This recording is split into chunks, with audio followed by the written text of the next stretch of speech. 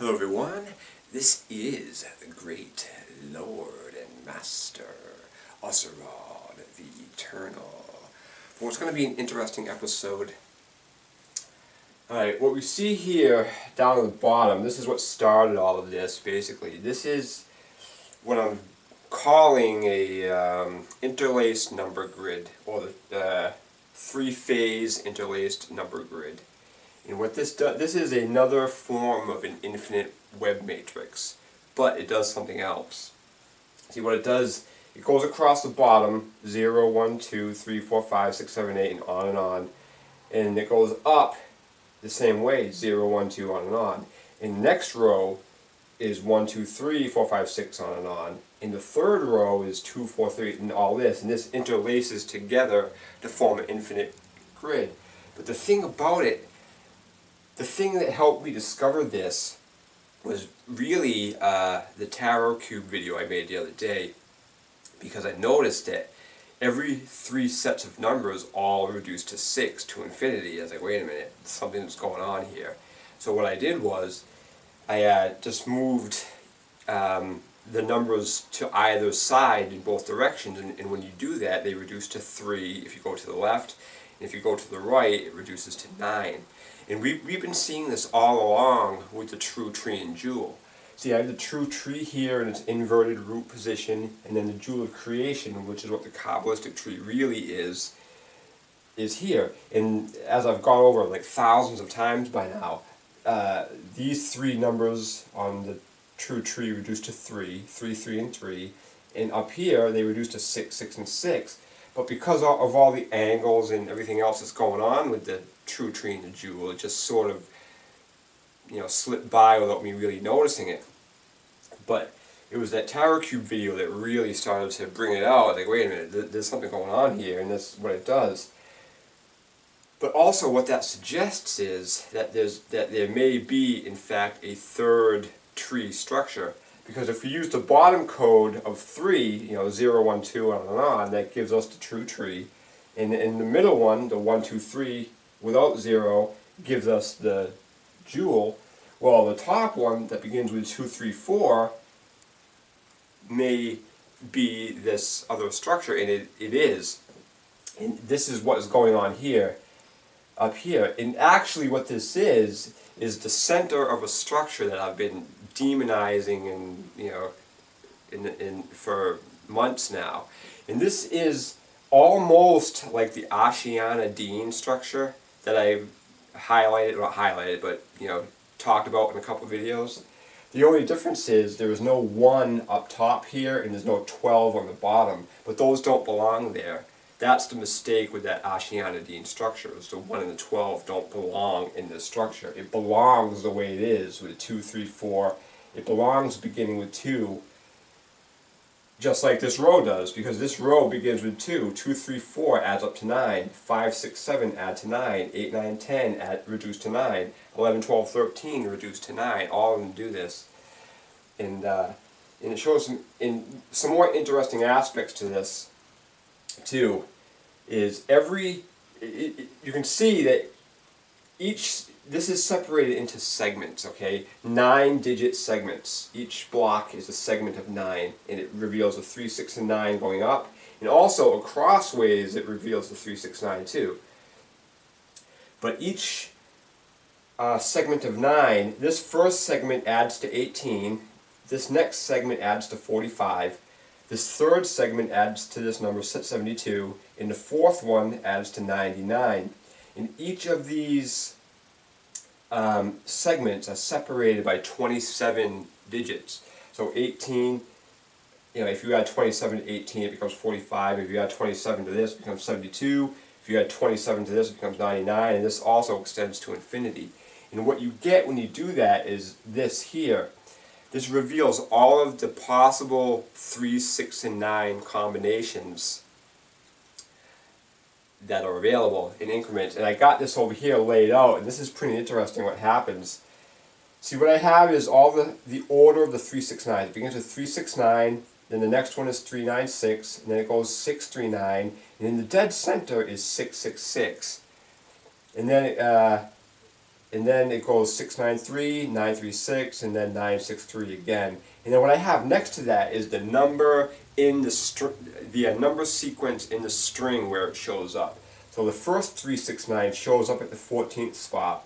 The second one is right next to it in the 15th spot. And then this black line here, it jumps 9 intervals of 27, and then it reveals the next one of 693, which is the 24th. The 25th right next to it is 666, and the 26th one is 693, and these are all together in a group. And then this next black line, it goes 9 more intervals of 27, and then it reveals 936 is the 35th, and 963 is the 36th position. And the numbers in the third column is what those numbers reduce to. Like the 14 becomes 5 and all that. So what you're also seeing is a pattern with that. So I'll start with 5, then it shows 2 6s, 7 in the dead center with 666, and then 2 8s, and then finally a 9. And this is what's revealing with that. And very, very fascinating what's going on. And the last one before it jumps into 4 numbers is 990, and that is the 37th position, and that reduces to a 1. So that's just there to show that before it jumps into the 4 digits string, which is outside of a possible combination of 3, 6, or 9, is 37. But what's interesting is there's these two numbers in the middle here on the D mark line, the two masculine numbers 6 and 6, and on the next one is 8 and 8. There, and then and of course dead center, the 666 in the dead center is the 7, which is pretty interesting too, because so there's basically 6 combinations of 3, 6, and 9 going on, and then in the dead center is the 6. And but now getting back to this structure here, there's some interesting, like, what is this structure? What is this mysterious third structure? Well, it tells you right in the code of numbers what it is. 9, 3, and 6 is only a separation of 9. As a matter of fact, all the digits are that. See, up here it says 9 is 0 unmasked, and all the rest of the numbers are only splits of 9. The difference between the 9 and the 0 is that 9 isn't a split of 0. 9 is 0. That's the difference. 9 and 0 are the same, and we're going to see how that unfolds here in a minute too. Because the rest of the numbers are all divisions of 9. We got 1 and 8, 2 and 7, 3 and 6, and 4 and 5. Those are splits of 9. And then we see on the Osiron Tarot Spiral, I get into that, but it shows as 4 splits of 9, and 9 plus 4 is 13, and 9 times 4 is 36. But this structure here, as I got into before, its cross oppositions reveal 13 or 4, but all of them do it. So 9 plus 4 is 13 this way, 3 plus 10 is 13, 6 plus 7 is 13, 5 and 8 is 13, and 2 and 11 is 13. All those reduce to 4. And this is with this fusion structure. And what this really is just a fusion of the true tree and jewel. It's sort of like a different interpretation of the Tree of the Great Lord, because I have a video about that. I'm not going to get into that, but it's using the same structure, and as that, and it shows that structure, and all of the. Now, there is something about this that is different, and it's showing the two-ness of it. See, this bottom 11 here really doesn't belong with this structure. It does and it doesn't. This is the paradox we're getting into. Because this begins with 2, so it's saying that it is 2. It's 2 acting as 1. And that's sort of like what's happening here. And that could be, you could say that's an angelic man, or the higher phase of humanity or something like that. But this is the 2 acting as 1. But this 11 really doesn't belong in the grid, because what happens down here is this is actually the next section. Like, these first 3 sections are actually one segment. And this next one is the beginning of another segment. And the only reason I include it is because I have to account for the 9. So this is what's happening. Now this starts off with 0, but remember 9 and 0 are the same thing. So with the 0 here, we can say that's a 9. So it goes 0 through 8, and I got videos how I show where 9 is revealed by 8. it just appears out of nowhere like 0. Well, this is this. But for the true, but I add the 9, and that's showing what's going on with the true tree. And this line is that. See, 0 through 8 is the actual aspect of the God form or the true tree, and the 9 penetrates into the world as our connection to source, and I get into that, and it enters through the root chakra, and it goes up to the body, and this is the analog of the human body. And it's showing that. It's showing that the 8 is separate, and the 9 takes its place in the second construct, which is this middle row here. And this goes through and ends right here, and where it belongs. Now the third row should end here too. It goes 2, 3, 4, 5, 6, 7, 8, 9, and that 10 is acting as the 1, so it has all the digits here.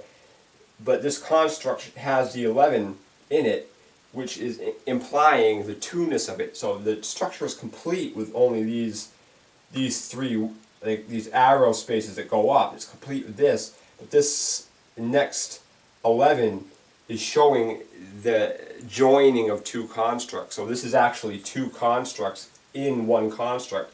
See, this 11 is needed to create symmetry in balance. So this actually belongs, it does belong here, but it's showing that it's not 1, it is in fact 2. So this is 2 constructs too. So this is all congruent and beautifully symmetrical, and it reveals the paradox of existence.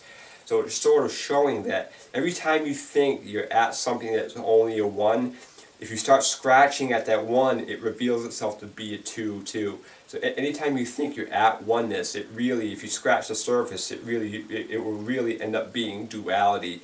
And it goes back to the nature of what I've been saying, that there is no such thing as 1, there's only 0 and 2. Well, this is sort of validating that in the construct here. And now another interesting thing about this construct is, now it puts the 3, 6, 9 on what would be the feminine pillar. These numbers add up to become 12 on the masculine, which is 12, but it reduces to a 3. In the middle pillar, what happens is the numbers add up and reveal 26, and then those reduce to 8. Now in this case, the middle pillar is entirely masculine in a sense, but remember that what the 8 is just both halves of the elements. The 4 female elements and then the 4 masculine elements. So even with this 8, it's showing the union of the 2.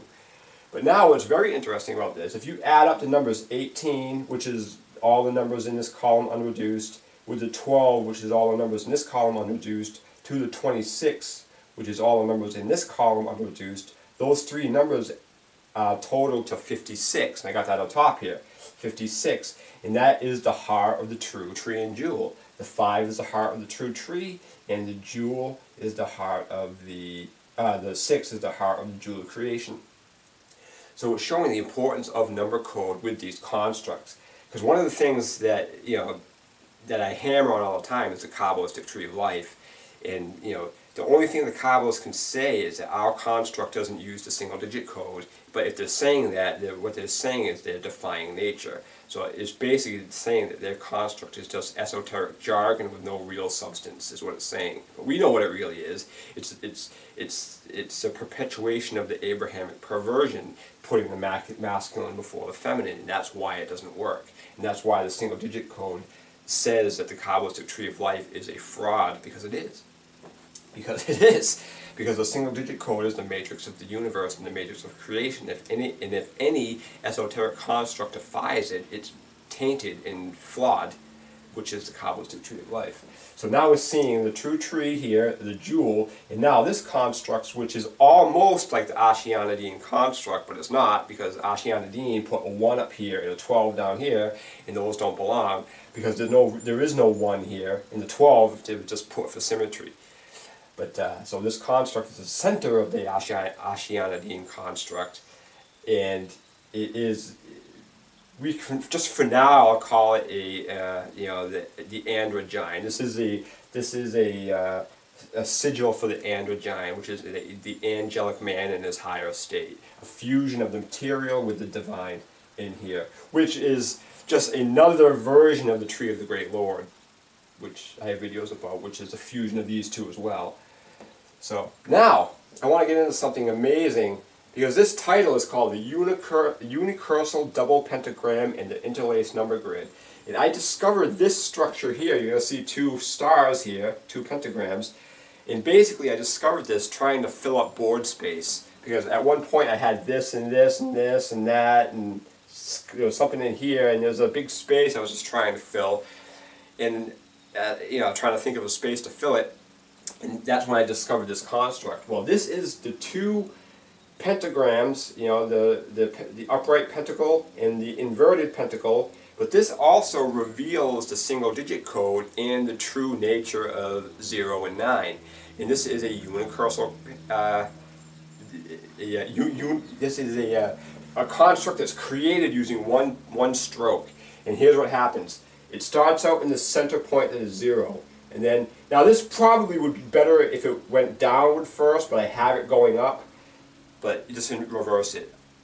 So what happens is, you're at 0 point, it goes up to 1, you follow this line to 2, follow this line to 3, follow this line to 4. Now this line shoots straight through, and you put 5, follow this line to 6, this line to 7, this line to 8, and this 8 line goes back to the center with 9.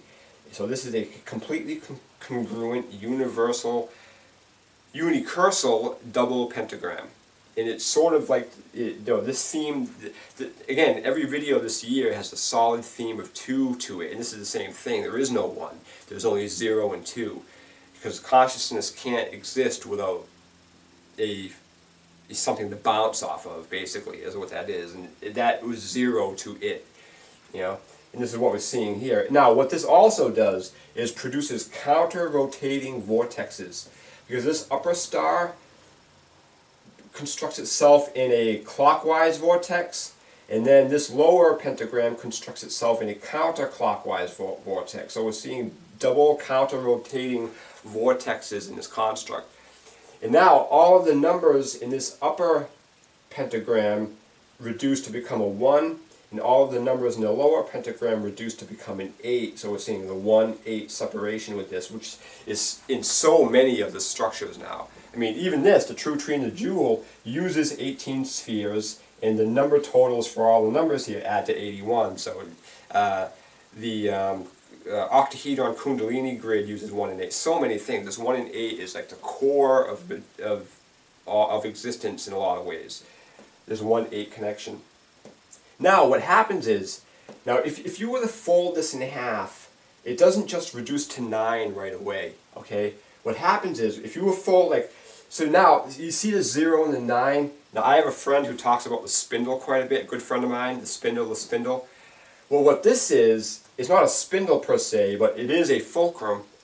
So now, if you bend these two stars, fold them in half, what happens is, the 2 and the 6 join to become 8, the 4 and the 8 here reduce to become a 3, but first 12. And over here, the 3 and the 7 join to become a 1, and the 5 and the 1 join to become a 6. So when you fold that in half, what you have left is the 1 and the 8, and the 6 and the 3, or the 3 and the 6. But you can see it does that in a cross pattern too. You got feminine, masculine, masculine, feminine, or feminine, masculine, masculine, feminine. It's a cross-angular thing. And then what happens is it folds one more time on the same fulcrum. Now this 8 joins to become a 9, and this 3 joins to become 6. And what you're left with is 3 9s. 3 9s.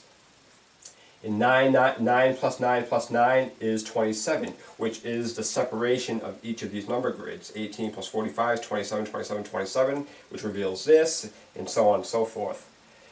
And now, what is also interesting in this that I want to get to, all of the cross oppositions of each of these constructs produce a different number. So we have the 4 and the 0 is 4, 2 and 2 is 4, 3 and 1 is 4, and 3 and 1 is 4. The cross oppositions of this are 4 here. The cross oppositions of this second one reduce to 1. 7 and 3 is 10, which becomes 1. 5 and 5 is 1. 6 and 4 is 1. And 6 and 4 is 1. This one reduces to 7. 6 and 1 is 7. 8 and 8 is 16, which is 7. 7, 7, 7. And then the last one is just the first one all over again. which is 4. So let's reveal, if you recall from the vortex math presentations, there are 3 number groups.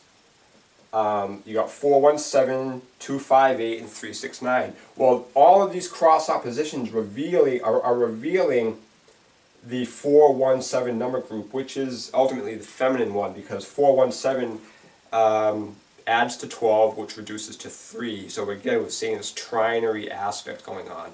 There's even some mythology of saying the number of God actually is 3. Well, we're seeing this trinary aspect all over the place. We got 3 9s will become 27.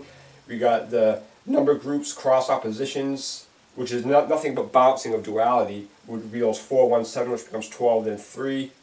So we're seeing a lot of this amazingness going on here. And even in the middle of this, we see the 639, 666, and 693. So 3 shows up quite a bit. We're seeing 3 now. We're seeing 3 tree structures. We got the 1, the 2, and fusion. Even the universal tree of divine perfection is that it shows the 1, the 2, and then the fusion, which is basically this 2. It's all the same thing. But this pentagram structure really is pretty amazing. It's because it just reveals a single digit code so beautifully. But this does too. This is the single digit code. This is the, what do I call it? The 3-phased interlaced number grid, and that's what it is. And it shows the true treated jewel and the astral man, or the angelic man, if you want to call it that. I think that's about it. Oh, yeah, that's about it. I got to this, right? The 4 splits of 9, 4 plus 9 is 13, 4 times 9 is 36. And we see this all over the Osiron Tarot Spiral. The 4 plus 9 is 13. We see that on the solstice axis. In the 36, if you take away the aces, which is really just the 0 aspects of the elements, then you're left with 36 pips that go around the center. 36 deacons that go around the center. So there's a lot of really powerful and really interesting number correlation to go along with the structure. I might not have said this. Oh, there is one thing I want to get to too. This will show how 9 is acting as 0. Because remember, this 4th unit here is actually the beginning of a new sequence of 3. And this is showing how 9 is taking the place of 0. Because right here we have 0, it goes 1, 2, 3. And this 9 is outside of all of this, acting as 0 for this construct. So the 9 is doing what the only number that would have authority to do that would be 9. And 9 is serving as 0 here. But 0 is 9, and 9 is 0, as I got up here. That's the difference between all the other numbers and the 9 and 0, is 9 and 0 are the same point. And it shows up here on this pentagram structure because the center point here is 1 point. The 0 and 9 is that 1 point, and all of the other numbers are splits of 9, the dual aspect. So if there was a 1, if there was a true 1 in the universe, it would be 0 and 9. That's it. So thank you, and namaste.